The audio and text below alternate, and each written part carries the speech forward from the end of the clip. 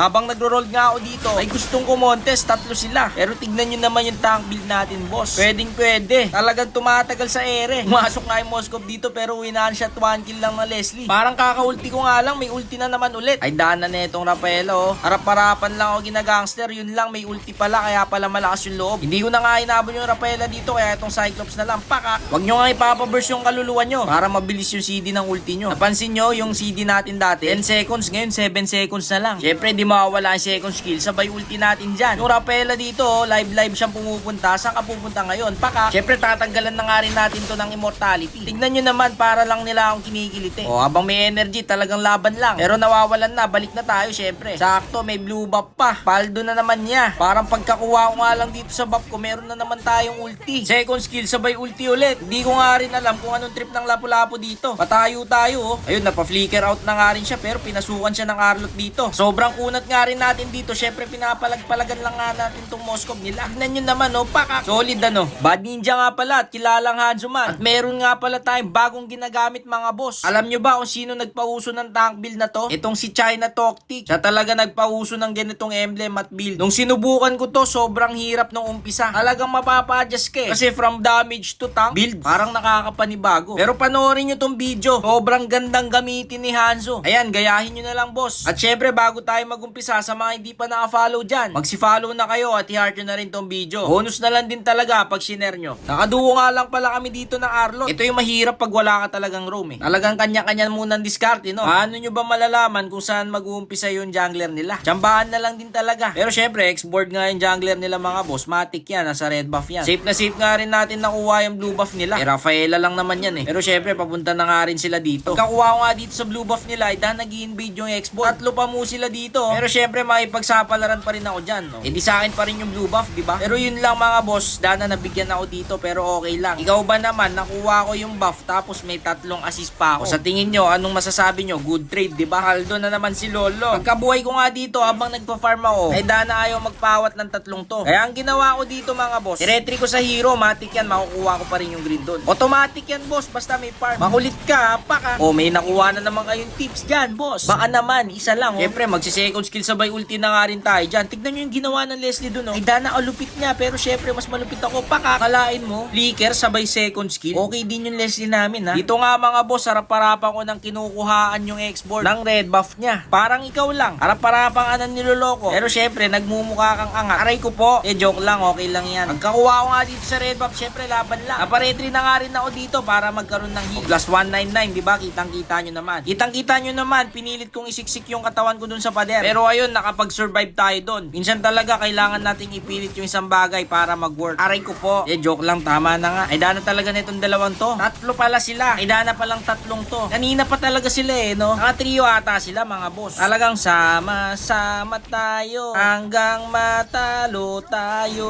Pero syempre, second skill sabay ulti na tayo dyan. Inabol na nga rin natin yung Rafaela dito. Kaparetry na nga rin ako para may slow siya. Paka, sinur ko na para wala siyang kawala, diba? Yung Moskov nga dito talagang gustong-gusto ko talaga siyang binibigyan. O ano, kukunin mo pa tong crab sa akin to yan. Pagkakain ko nga dito sa crab stick, syempre binigyan na nga rin natin yung Moskov dito. Naparetry na nga rin ako dito para wala na siyang kawala. Ano Joe, ayaw mo talaga sa akin, lumalayo ka, wala ka pa rin kawala. Paka, yun lang, itong dalawa na naman, nandito na naman mga boss, talagang sama-sama sila. Pero kumalas nga dito yung X-board nila dahil nakafocus siya dun kay Leslie. Pero grabe talaga tong dalawa. Ayaw akong tantanan. Talagang hinabol nila ako ya. Okay lang habulin ka, pero ikaw yung magabol, mali yun niya. O tignan nyo tong Cyclops. Nagabul siya. Lumiker siyang papasok para niya lang nga akong kiniliti. Yan yung sinasabi ko sa inyo pag nagabul kayo. Masasaktan lang din kayo. Joke lang po. Habang nagtuturtle nga ako dito, dana talaga tong mga to. Ayaw magpawat, pero bibigyan na namin dito yung pula-pula. Siyempre, lapula-pulan talaga tayo dyan. Grabe nga yung kasama nating Arlot dito. Napa-flicker out na, pero nakuha pa rin niya. Sa akin na, inagaw mo pa. Pero dito na lang ako sa turtle babawi. Wala, ganun talaga. Sinubukan ko nga rin talagang habulin yung Rafaela dito dahil low na. Kaso boss, sobrang lagkit ng slow niya. Kaya ginawa ko dito, parang nagabul na ako sa wala. Di balik na tayo sa dating katawan. Dating tayo nang magkaayos tayo, di ba? Pero pag wala talaga, di magumpisa tayo ulit. Sorry na, X-board, nandito na ako, pero wala talaga. Di wag. Ako na nga yung lumalapit sa'yo, pero ayaw mo talaga. Talagang binuwis buhay ko na rin talaga yun. Pero wala talaga. Pero habang kinukuha ko nga dito yung red buff, ay dana sa